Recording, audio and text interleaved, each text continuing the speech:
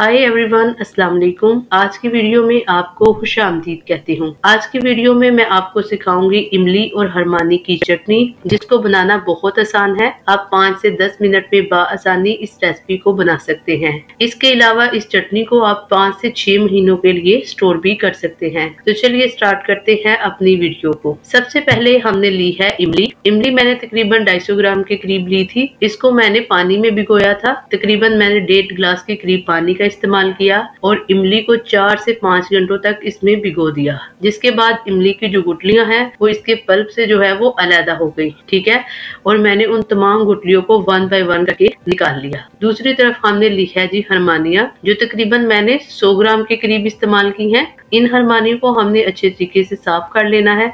साफ करने के बाद मैंने तकरीबन 1 गिलास पानी में इसको 4 से 5 घंटों तक भिगो कर रखा था, जिसकी वजह से ये भी बिल्कुल नरम हो चुकी है। इसके अलावा हम इस रेसिपी में यूज करेंगे चीनी। ठीक है, आप यहाँ पे गुड़ और शक्कर का इस्तेमाल भी कर सकते हैं। मैं यहाँ पर चीनी का इस्तेमाल कर रही हूँ।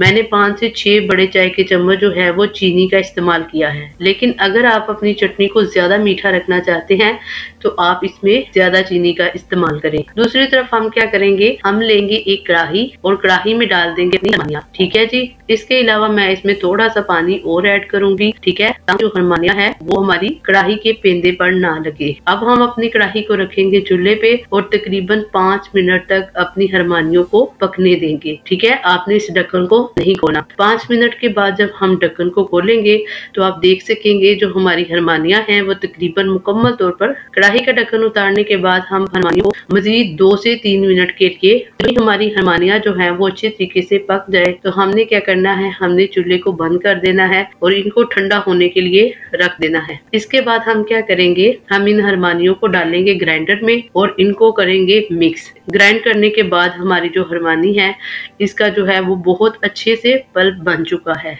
हम दोबारा से कढ़ाई में डालेंगे और इसके अलावा हम इसमें डालेंगे अपना इमली का पल्प, जो हमने पहले पानी में भिगोकर रखा था। इमली का पल्प डालने के बाद हम इसमें डालेंगे चीनी। ठीक है, ताकि ये भी अच्छे तरीके से मिक्स हो जाए। चीनी के हम यहाँ पे नमक का इस्तेमाल करेंगे। मैंने नमक जो है वो आधी चाय की चम्मच से थोड़ा सा कम इस्तेमाल किया है। इसके अलावा हम इस्तेमाल करेंगे यहाँ पे लाल मिर्च। लाल मिर्च का इस्तेमाल जो है वो भी हमने बिल्कुल थोड़ा सा ही करना है। साथ ही साथ हम इसमें डालेंगे थोड़ा सा मसाला। इन तमाम चीजों को डालने के बाद हम अच्छे तरीके से इनको मिक्स करेंगे। ठीक है, अब हम अपनी चटनी को जो है वो दोबारा से पकने के लिए रख देंगे। यहाँ पे हमने एक काम ये भी करना है कि हमने अपनी चटनी को कलर देने के लिए इसमें फूड कलर को ऐड करना है। ठीक है, अगर आप इसमें फूड कलर ऐड कर रहे हैं तो ठीक है, लेकिन अगर आप इसमें फूड कलर नहीं ऐड कर रहे तो इससे भी कोई इशू नहीं है। ठीक है, फूड कलर से सिर्फ यही होता है कि हमारी जो चटनी है उसका कलर जो है वो बहुत खूबसूरत आता है। ठीक है,